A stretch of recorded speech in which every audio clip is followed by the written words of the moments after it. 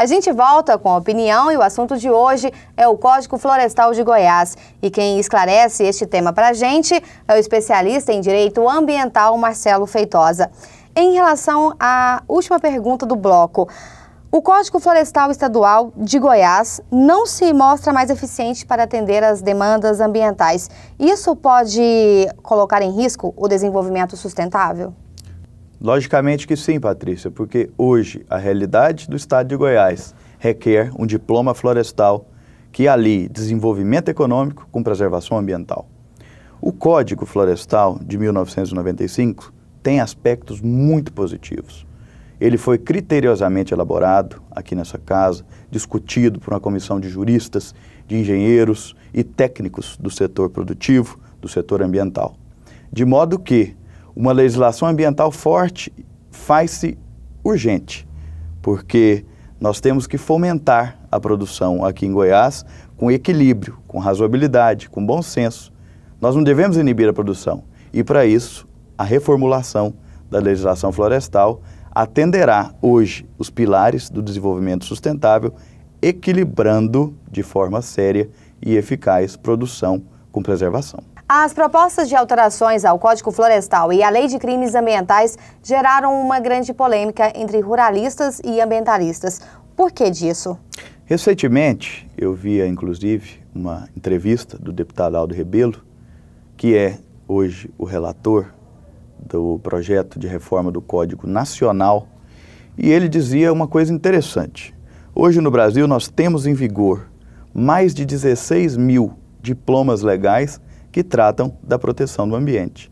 É claro que todo esse debate que gravita em torno da questão ambiental lida com o jogo de interesses.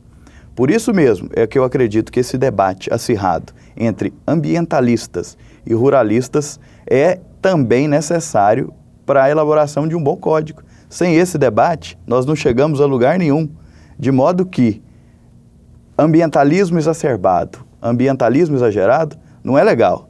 E produção também sem freio, produção sem regulamentação também é difícil.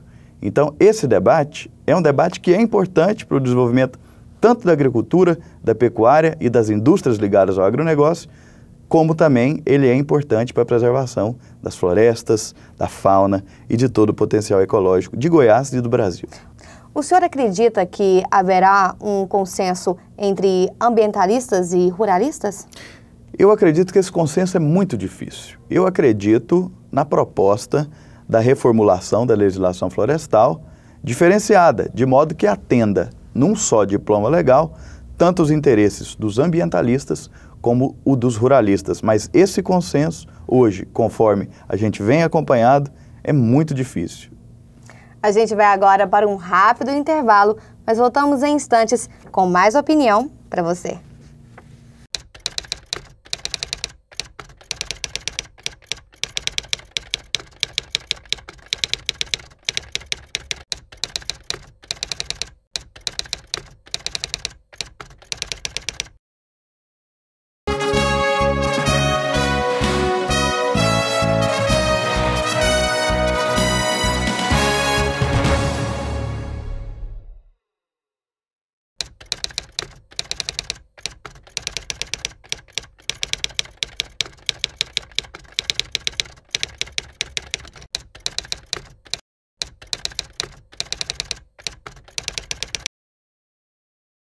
Nós voltamos com o último bloco do Opinião e o assunto é Código Florestal. E quem esclarece um pouquinho mais sobre este tema é o advogado especialista em Direito Ambiental pela UNB, Marcelo Feitosa. A devastação ambiental é hoje um fato concreto. O que fazer para mudar este cenário? A devastação ambiental é um fenômeno que acompanha o homem desde seus primórdios. Logicamente que eu sempre acreditei na educação. E por ser a educação ambiental um mandamento constitucional consagrado no diploma de 1988, na Constituição Federal da República Federativa do Brasil, eu particularmente acredito que é com educação ambiental que nós vamos começar a resolver todo o problema relacionado à devastação. Recentemente, Patrícia, eu pude acompanhar os dados que foram coletados e divulgados na imprensa pelo IPEA. E os dados são animadores. Diminuiu a devastação ambiental no Brasil. Nunca se desmatou tanto. Portanto, a gente já nota benefícios. Mas a educação ambiental, sem sombra de dúvidas, ela é a mola propulsora, ela é a mola mestra que pode resolver todo esse cenário de devastação. E essa educação ambiental também envolveria a sociedade? Logicamente que sim. A educação ambiental séria tem que ser realizada em todos os níveis de ensino, desde o primário até os últimos graus das universidades. Portanto, o envolvimento das comunidades, sobretudo aqui no estado de Goiás, cito como exemplo a região do Araguaia, população ribeirinha, é uma população que sobrevive da pesca, uma população que, se fosse ambientalmente educada para preservar todo aquele potencial ambiental que tem às margens do rio Araguaia, a realidade seria hoje outra, com certeza. A defesa do meio ambiente é um dever do Estado, proposto pela própria Constituição de 1988. De fato, esta proteção ao meio ambiente está sendo realizada pelo Estado? Olha, essa é uma pergunta que eu fico muito feliz em poder respondê-la, porque ela tem implicações no que tange à gestão ambiental.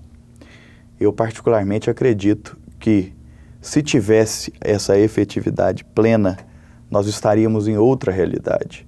Eu particularmente venho acompanhado a realidade ambiental de outros países, como Finlândia, por exemplo. Há uma consciência da população de que o meio ambiente não é propriedade do Estado.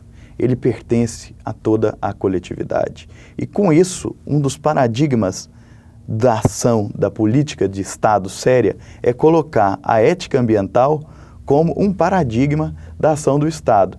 Por isso, eu acho e acredito em melhoras substanciais, mas longe de ser alcançada essa plena efetividade hoje no cenário atual.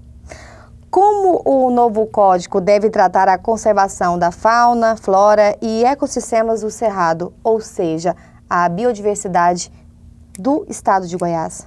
Quando nós, Patrícia, começamos a discutir nesse grupo oficial do governo do estado essa questão relacionada à reformulação da legislação florestal, eu disse em uma fala que um dos meus grandes sonhos é criar o Código Ambiental do estado de Goiás. E o que seria esse Código Ambiental? O Código Ambiental seria a reunião de todas as normas que tratam sobre o meio ambiente aqui do estado de Goiás em um só diploma, de modo que eu acredito que se reuníssemos de maneira sistemática e objetiva em um só diploma legal a proteção à fauna, a proteção ao ecossistema, ao fomento às atividades produtivas, à proteção à caça, nós conseguiríamos, de forma substancial, melhorar todo esse cenário, de modo que eu ainda continuarei acreditando que o estado de Goiás chegará perto da realidade. O estado de Pernambuco já tem o seu Código de Meio Ambiente, porque nós, no estado de Goiás, não temos o nosso. Nós vamos trabalhar muito para isso. Para encerrar a nossa entrevista, qual é o maior desafio deste novo código? Olha, Patrícia, o maior desafio desse novo código é plantar a semente para que seja realizado no estado de Goiás, em pouco tempo, um código ambiental, onde nós consigamos reunir os instrumentos legais que tratam da proteção do ambiente e de diversas matizes em um só diploma, de modo que a gente consiga atender os anseios do desenvolvimento sustentável do estado de Goiás.